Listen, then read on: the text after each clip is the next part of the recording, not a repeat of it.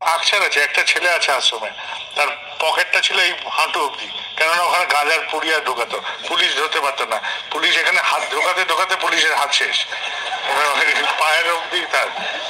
ওই ছেলেটাকে আমি বন্দি করে রেখে দিলাম আমার কাছে, বন্দি।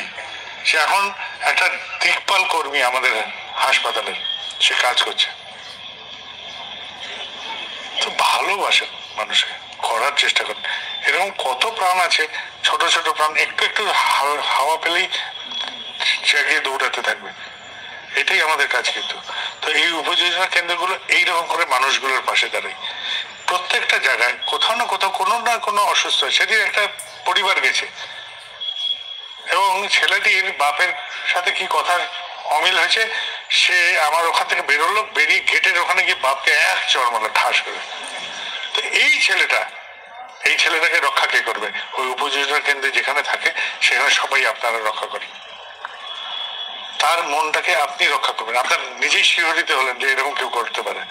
তা আমি বলছি যে সমাজে এরকম কতগুলো প্রাণ আছে, সব ঋত্বিক দাদারা, যাজক দাদারা, অধ্যক্ষ দাদারা এবং সবাই সম্মিলিত ভাবে করলে এই ঈশ্বরের জগৎকে আমরা ছুতে পারবো না।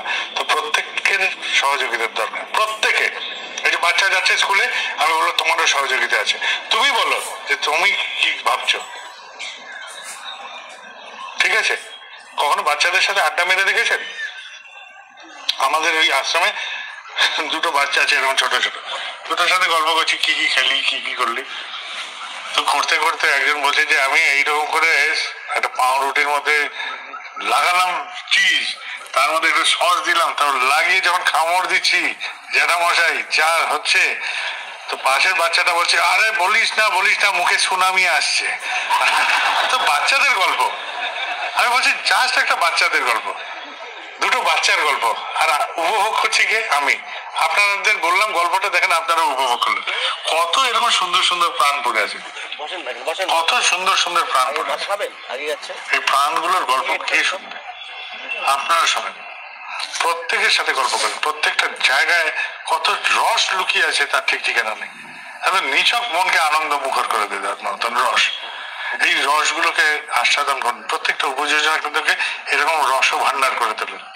এক একটার মধ্যে টিপবেন, চাট চাট করে রস বেরো। দেখো ঠাকুরের জগৎ, দেখে যাও আমাদের জগৎটা কি আছে। আরে আমি খেতে পাই না, কিন্তু ঠাকুর নিয়ে ভালো আছি।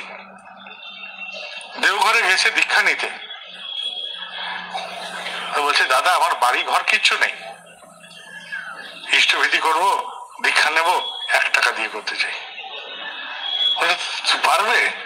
বলে যে বলছেন কি, আলেয়ায় পুরো বাড়ি উড়ে গেছে, আলেয়ায় ঝড়ে। আমি ত্রিপল টাঙিয়ে পরিবার নিয়ে রক্ষা পেয়ে গেছি, যে প্রাণে বেঁচেছি, এটাই তো ঠাকুরের দয়া। সেই জন্য আমার ইষ্টবিধি করা দরকার, আমি করছি 1 টাকা দিয়ে করতে চাই। এই প্রাণের গল্পটা কে বলবে? দীক্ষা দিতে বসেছি, স্বস্তি নিতে এসছে আমার কাছে, আসে বল ভেউ ভেউ করে কাঁদছে। বলে কি হলো? এই তাগড়া লোক, সে বিহারের একটা বিখ্যাত মাফিয়া ডন। क्या हुआ बच्चा? तो বলছে যে বাবা हमको रक्षा कीजिए। আমরা কি রক্ষা করবো? তখন বলছে যে আমি 5 টাকা দিয়ে ইষ্টবিধি করতাম, এখন পুলিশের তারা খেয়ে খেয়ে পালিয়ে বেড়াচ্ছি, আশীর্বাদ করেন জানি আমি আবার করতে পারি। আমি কি জন্য তারা করছে? বললো ব্যাংক ডাকাতি, এই ডাকাতি, সেই ডাকাতি, সে বড় বড় কেস, সে কোনো রক্ষা পাওয়ার বিষয় নেই। এখন সে একটা ছোট্ট মন্দির বানিয়েছে, বিশাল বিশাল দাড়ি। আমি 20 বছর পরে তাকে দেখা, হ্যাঁ বাচ্চা कैसा है? বাবা बहुत ठीक है, ঠাকুর জি का मंदिर बना के वहां बैठा है। সে ঠাকুরের একটা ওর গ্রামে ছোট্ট একটা মন্দির বানিয়েছে, সেখানে আছে। এই ডাকাত পরিবর্তিত হয়ে গেছে। আমি গল্প বলছি মানুষের, এগুলো